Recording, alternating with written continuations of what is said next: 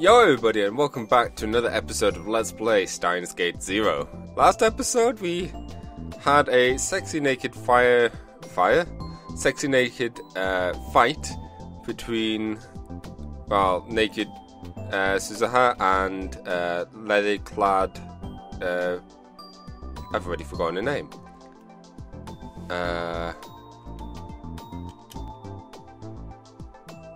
Kagari, there we go. And then we saw Maho and Ocarina get together again, as in meet together again, I say, and teasing Amadeus. And then we are back to Suzuha after she was stalking Dao and Yuki on their date. It was a very weird episode. In the end, Yuki and Suzuha did have their curry eating contest, and surprisingly, both of them completely finished their meals. Suzuha had won by a very small margin, but the battle was exciting enough that not only the other customers, but the staff as well were applauding at the end. But the whole time, Itaru kept eating by himself. Since this wasn't even a conversation, let alone a date, she sent Itaru home alone. Part of her wanted to demand Itaru explain himself right now, but she decided to talk to Yuki instead. She tried her best to avoid Yuki so far in order to keep her identity a secret, but it was July now. She'd be gone from this era very soon. This might be a last chance to talk to Yuki and all. Phew. So, I'm so glad you were there. Yuki sighed a little after Itaru left. Maybe I did something to offend him. Ashida doesn't seem to enjoy being around me. You don't think he was just nervous? But he wasn't. He was having fun talking to me before the movie, you know? But after the movie, he started acting really strange. Did I do something wrong?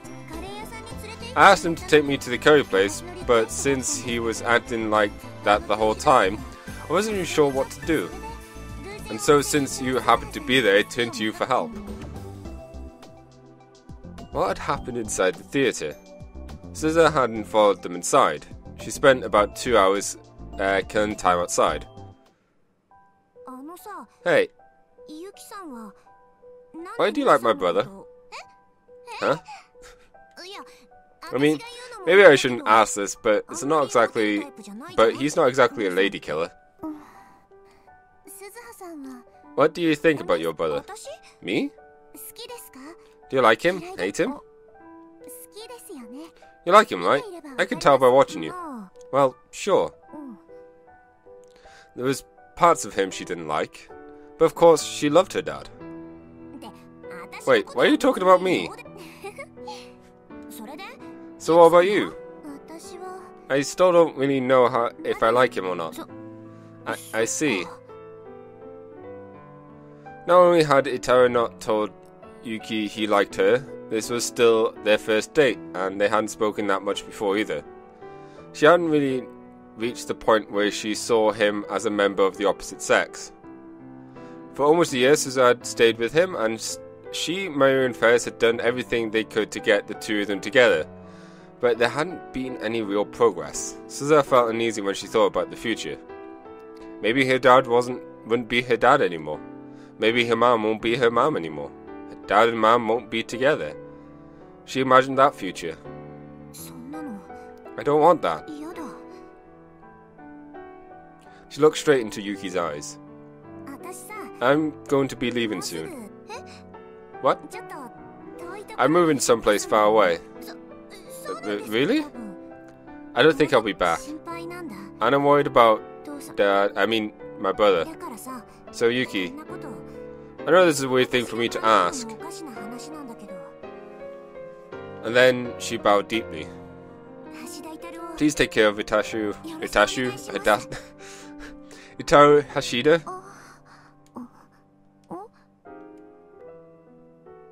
There was no answer from Yuki. Suzuha looked up, afraid, and tried to gauge the expression on her face. She looked kind of lonely, kind of sad. I don't know what I want to do. Yuki whispered, and then Suzuha.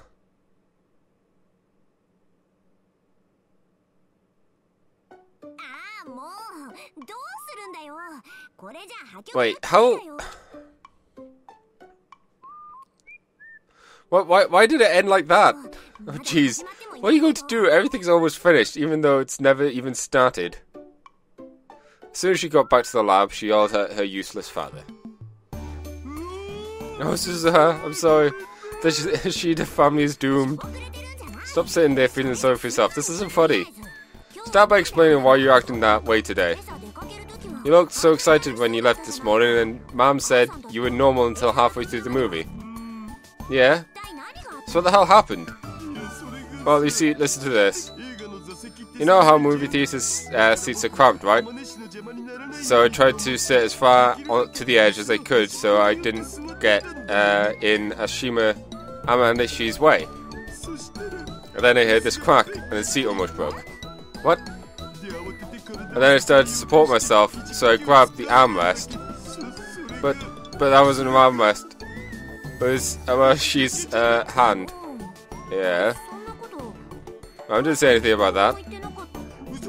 I'm telling the truth, it was so soft I could have been an armrest. It was the girl's hand. It just had to be. I see. But you see, I held a lot of 2D girls' hands, but never a real one. And what happened then? Remember, she's so nice? I guess she didn't try to shake it off because she didn't want to hurt me. But you know, I'm fat. How fat I am, right? I sweat a lot. She must have got soaked, but she didn't say a word. And so I really started to think about that. Oh. I see, that's why you're acting so weird. Oh, poor Dao. I'm sure in her mind, Amanashi was going, get off me, you creepy loosey pervert. That was not like that.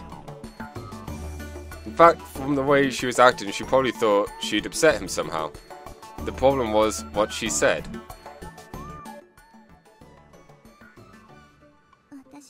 I don't know what I want to do. What does she mean by that?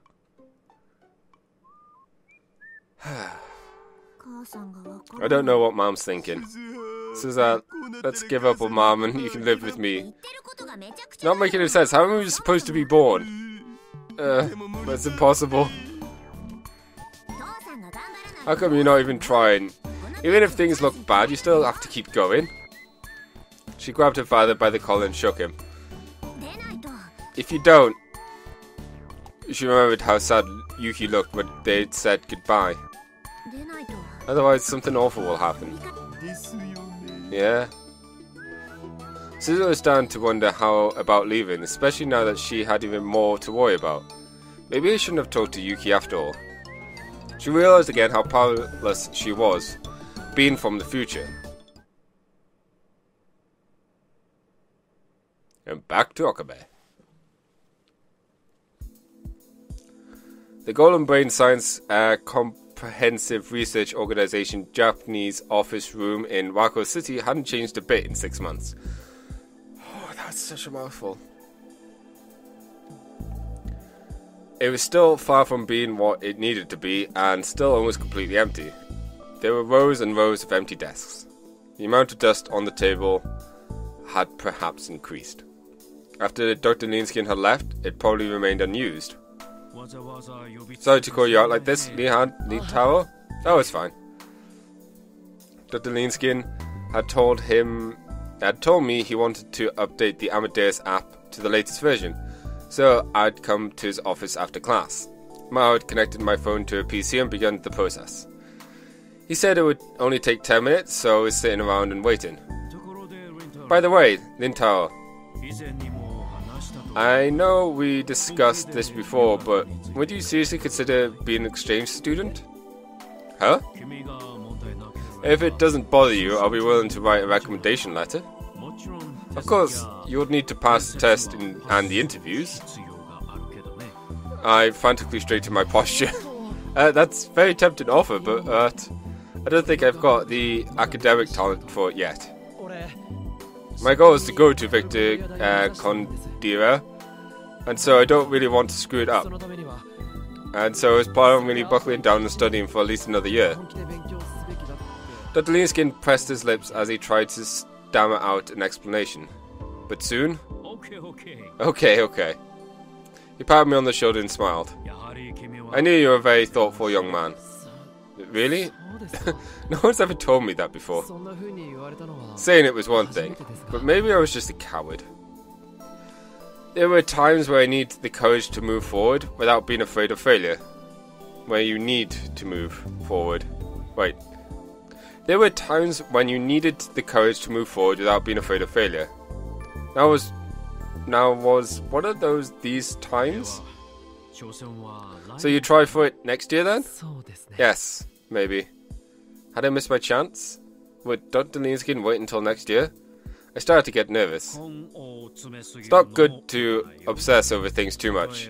I think even coming to visit would help your motivation. Visit? If the time works out for you, we'll be willing to pay to have you visit. How about it? I can't believe you do that for me. Thank you. Of course. I don't know when I'll be heading back to America next, so I can't say exactly when it would be. Right. I bow my head in gratitude. Meeting Dr. Leanskin was a really lucky break for me.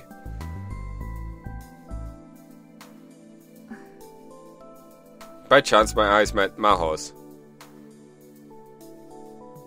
For some reason, her smile was a little sad. She quickly looked away and went back to her work.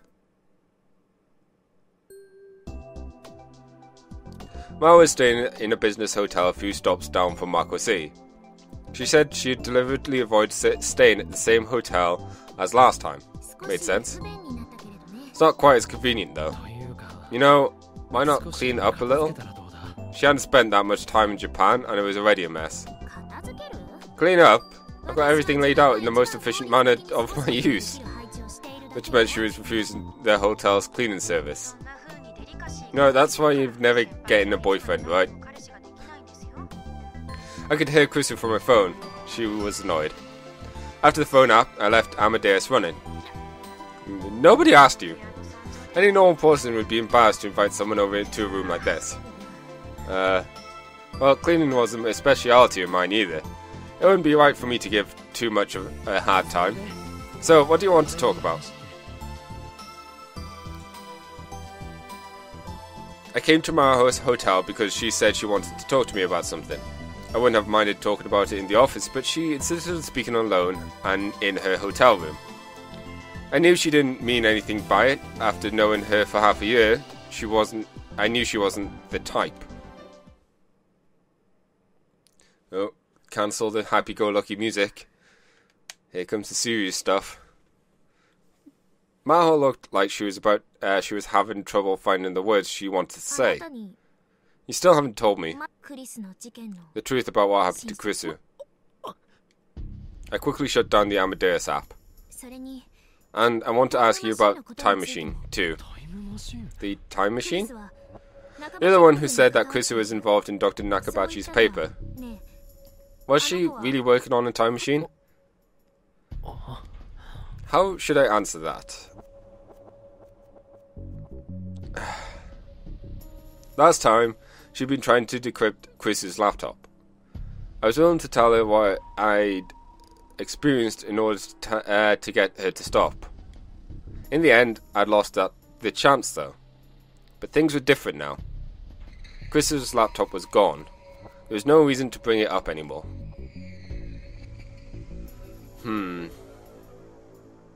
But then Maho said something I didn't expect. Actually, I've been researching the time machine for the last 6 months, along with my normal research. What? I thought if Chrisu could do it, so could I. It's just a silly rivalry. Maybe I'm just being stubborn. But you know, if I could make a time machine, I told myself, maybe it could save Chrisu. Don't! This was awful. Why bring it up now? Maho was still haunted by Chris's death just as much as I was. Don't get any stupid ideas. Don't try to save Master Chrisu. It's impossible. The laws of God won't allow it. Then I was right. I was right, you know something, don't you? Maho got closer to me. Did she really do it? Did Krisu really make a time machine? You used it to become humanity's first time traveler, didn't you? I know you did. Do you have any proof of that? I pretend to remain calm. Maho seems shocked at her own words. I'm sorry. I'm being weird. I can't believe I said something so delusional. We made it first. We made it first. I don't know why I'm gloating about that, but still. Hyajo? Maho started to cry. I don't know what to do when she started to cry right in front of me. What's got into me? I didn't mean to cry. She used her fingertips to wipe away the tears. She seemed pretty unstable.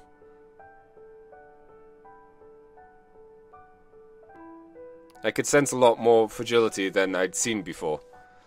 She looked like she'd been psychologically pushed to the limit.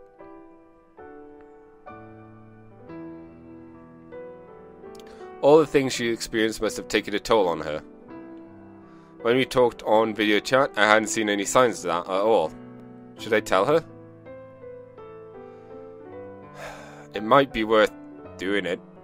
If she was researching Time Machine, that was a bad sign. She must start looking into things that open doors that should remain closed. If that was the case, I should tell her what I experienced and then have her give up just like I did. Plus, you know, the government could get involved. Fine. I'll tell you what I experienced. Promise me you won't tell anyone. And I'll say this one more time. Don't get any ideas about saving Masae Krisu. Got it? She nodded as she wiped away the tears. I told her about the events of the Alpha World Line, about the time machine, about reading Steiner, about the method of sending memories back through time that I called a time leap, and about how Krisu developed a time leap machine that made this possible, about Suzuha Amane, the time traveler from the year 2036, about the future Suzuha told us about the Third World War, and how the race to develop the time machine would set off that war. I told her all these things, as matter-of-factly as I could. As for how Krisu died, I couldn't tell her that. When I told her everything, she fell silent for a bit. She took a deep breath, frowned, and rubbed her temples. My head hurts. You don't need to believe it at all. Believe it all. You can think I'm crazy if you want. It doesn't bother me. But if you insist on continuing to research a time machine and save Masae Krisu, I'll do whatever I have to in order to stop you. So give up on any ideas you've got. Stop pushing yourself so hard. I was about to say more, but Maho put her hand up to stop me. Let me get this all straight in my head a little more. This region Steiner you told me about, it's not the new encephalitis? The symptoms match what Dr. Ninskin told me about. That's true. It might be. I still don't know whether I should tell him or not. I may just confuse him for no good reason. What do you think? Don't ask me, please. Maho is still massaging her temples with her fingers. That's true. Sorry. Did you really destroy Chris's laptop? Yeah, I did. Did you see what was on it? I don't know how to crack the password. There was no way I could. Even Doe said he couldn't do it. There's no way I could do it on my own. Did you read the original paper on the time machine that Krisu wrote? No. Maho kept asking me questions. She seemed to be in some kind of strange hurry. Do you know how Krisu made her time machine? The basic ideas? Could you recreate it? I don't know. Maybe with Dao's help? So you could, right? It would be difficult to do on my own. What about me? Don't even think about it. Maho suddenly grimaced as if she was in pain. I realized how pale she was. Hyajo, Are you okay? Did she really have a headache or something? You want to lie down? But she shook her head and kept asking questions. Where is the time machine now? The one that Suzuha used, where is it? Where? I wasn't sure if she'd say without Suzuha's permission. Akihabara. Maho looked so desperate that I found myself answering her question. It's still there on the top of the radio building. I see. Her shoulders slumped and her head dropped. I was worried that she might ask to see it herself, but maybe she really was sick. Are you really okay? I put my hand on her shoulder and looked at her face. You should rest for today.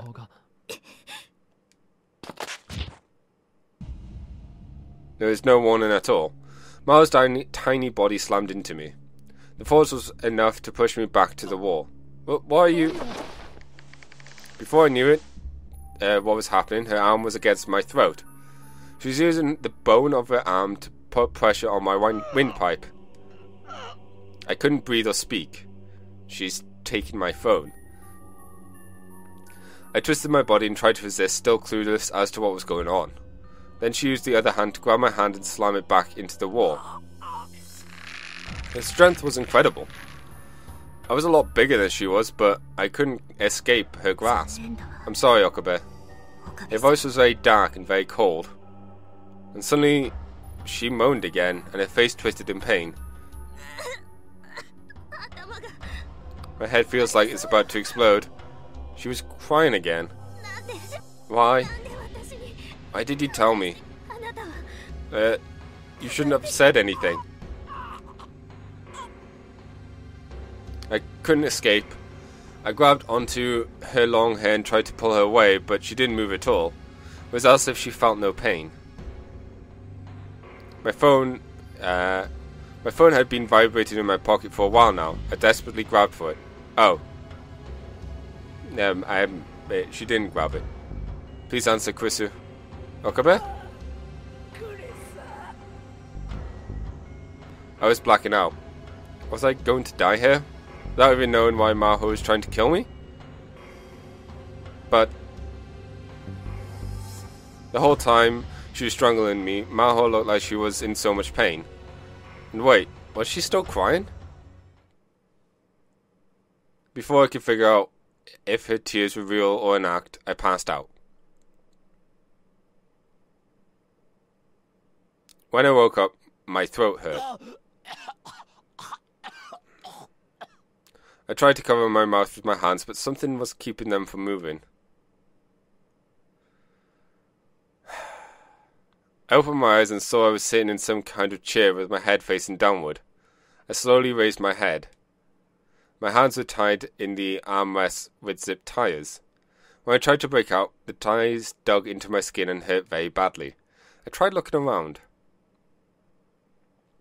It was a room I'd never seen before. There were machines that looked like they belonged to an operating room of a hospital. But the wall was lined with monitors, like some kind of guard room or control room. I couldn't see any windows, so I had no idea where I was. Someone. My throat hurt when I tried to talk, and then I remembered that Maho had almost killed me. Why had she done that? I felt more confused than angry. Hello, Nintaro. Are you awake? I heard footsteps and saw a wavering shadow beneath the dim fluorescent lights in front of me. I knew that voice. Huh?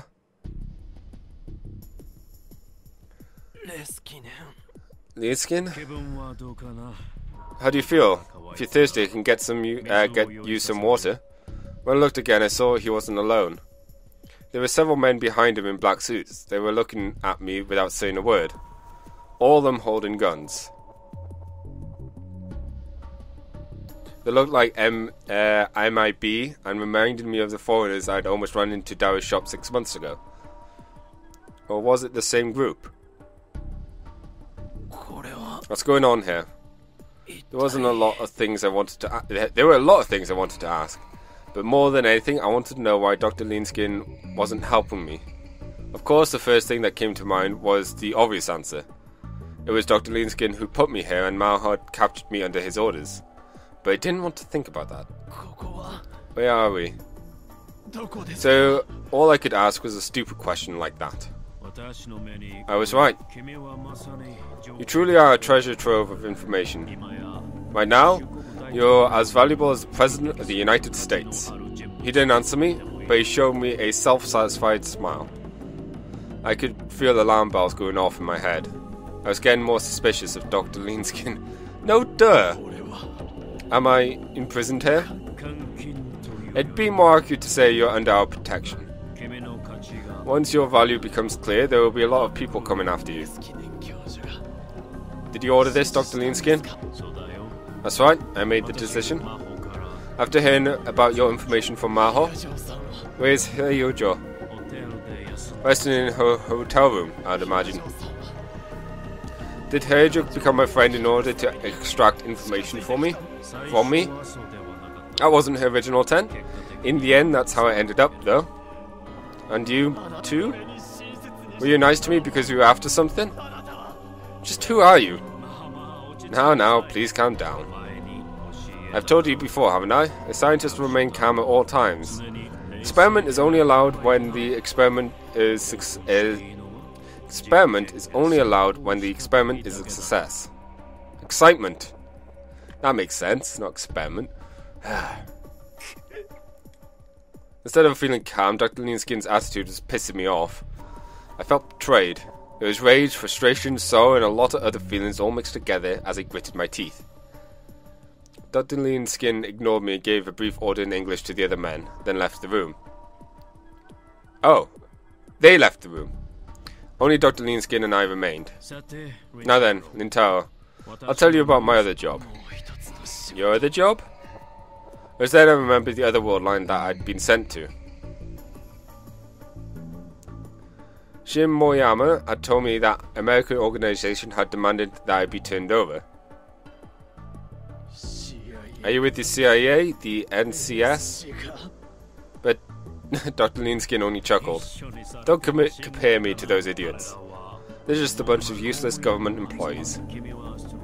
Are you aware of the American civil intelligence? Are you aware of an American civilian intelligence company called the Strategic Forces? Strategic Forces?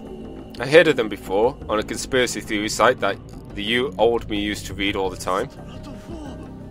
Stratfor? Official name: Strategic Forces. An American civilian intelligence company, sometimes called the Shadow CIA. It has its own independent intelligence network that it uses to gather and analyze security information from around the globe. And many famous companies and military organizations sit on its board of advisors.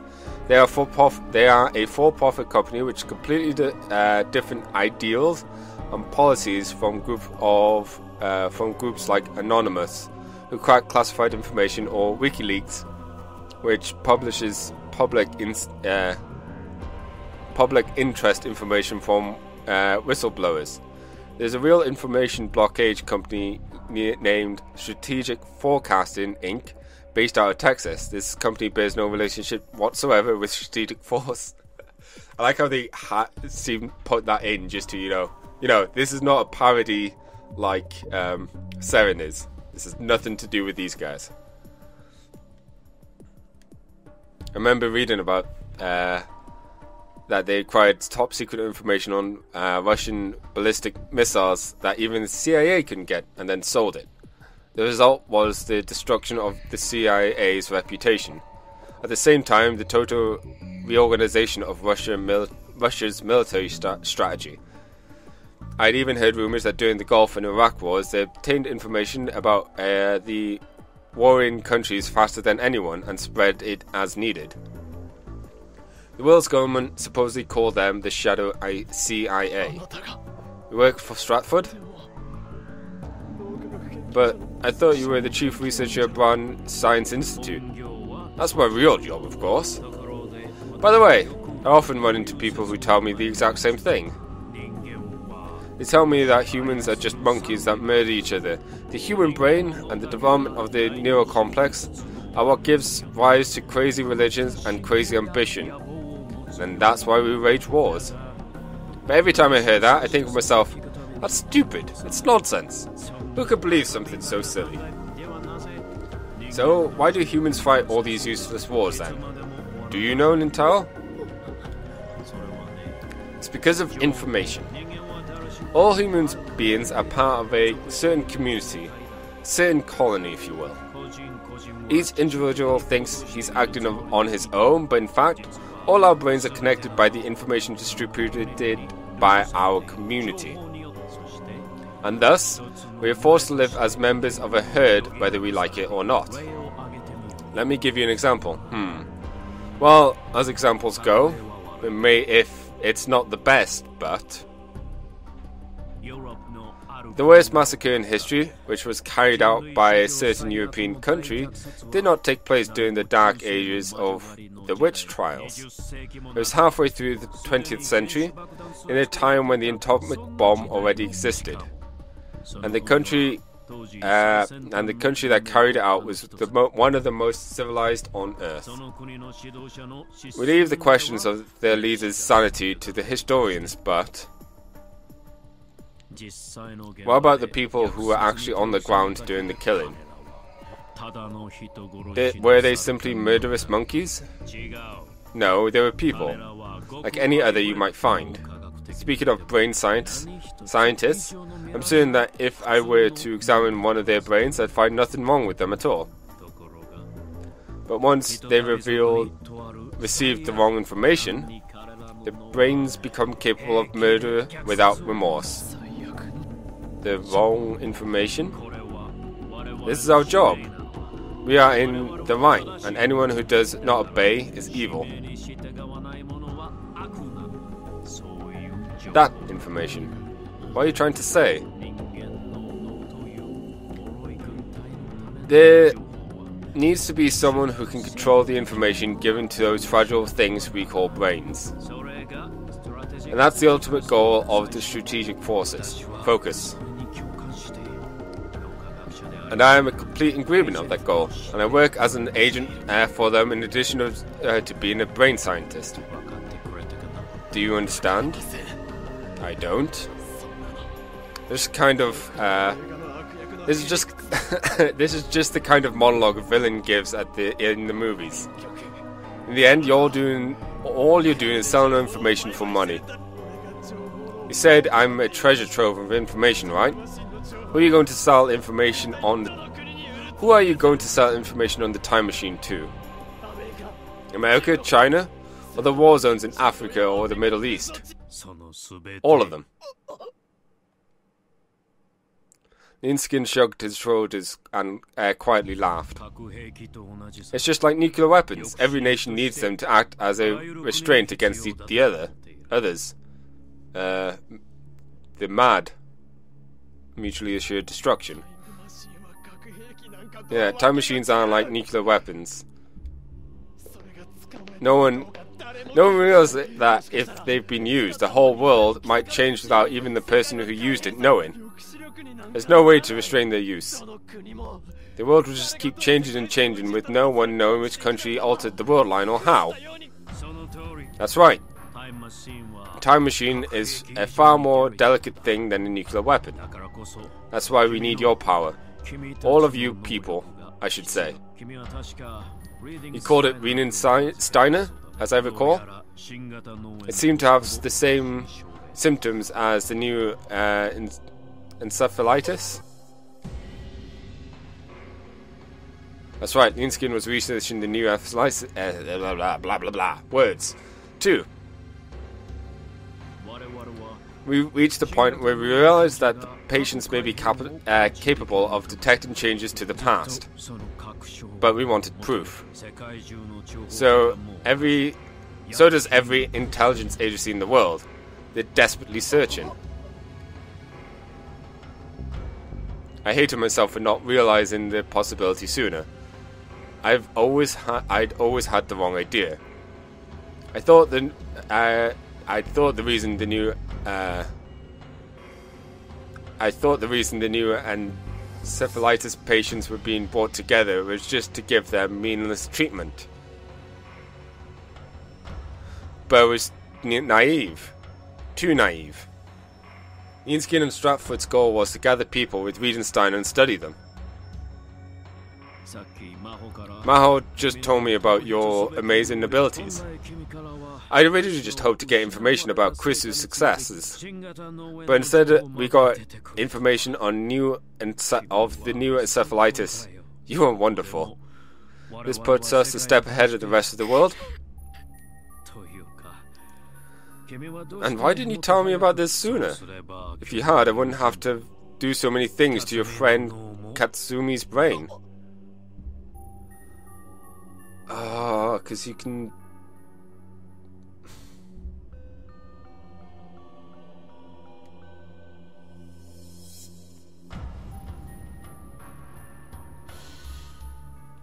Also, I just realized,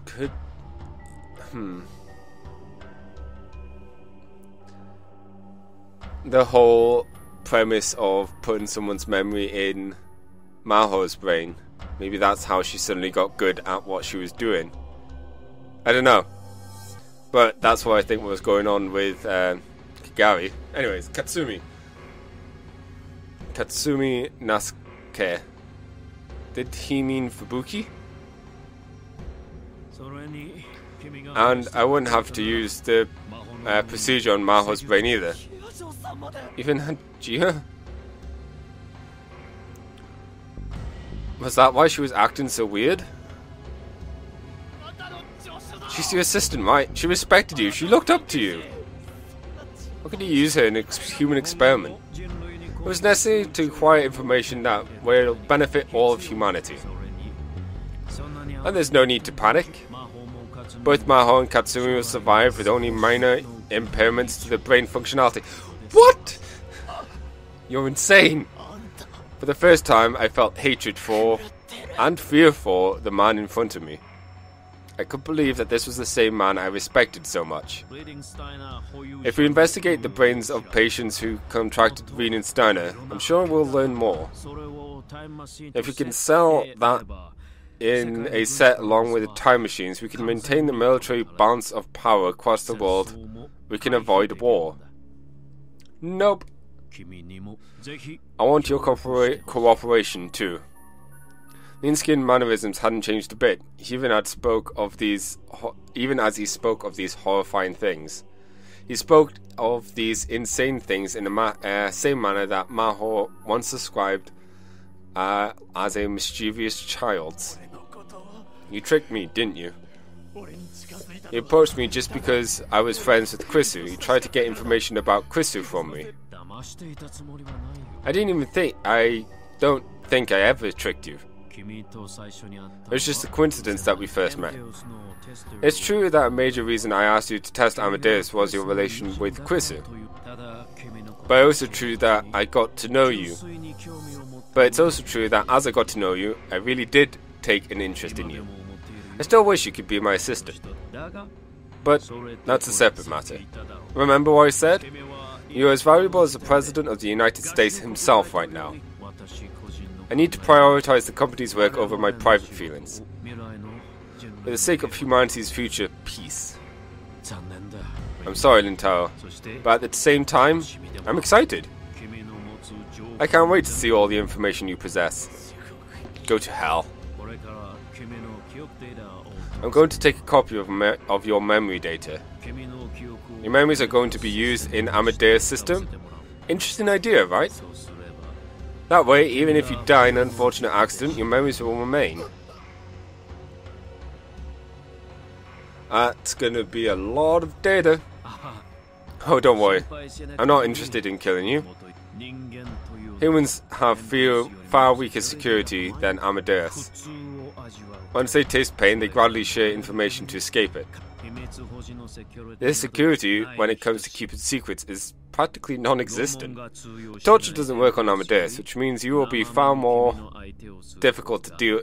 Which means it will be far more difficult to deal with than you. The only reason I'm taking the memory that is to have a backup. Even so, even if, for example, you were unable to endure the torture and went insane, in the near future we'll be able to download your memories back into your brain. You attended my lecture, so you know this, right? We'll start by getting that memory data, and then you're going to tell me all kinds of things. We're going to be busy. Now, relax. Otherwise I can't extract data correctly. Lean skin, you! Don't make that face. No one's coming to help you.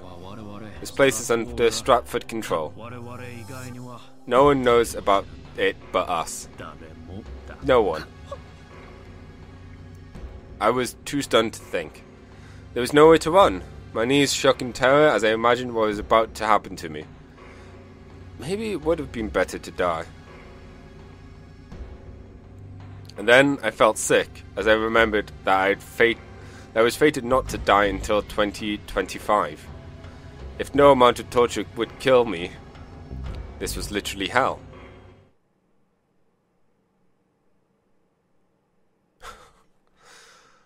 Okay. I think this is like a good place to end this episode. Thank you all for watching. I'll see you in the next one where it's raining very loudly. Bye! Of course the rain stopped now.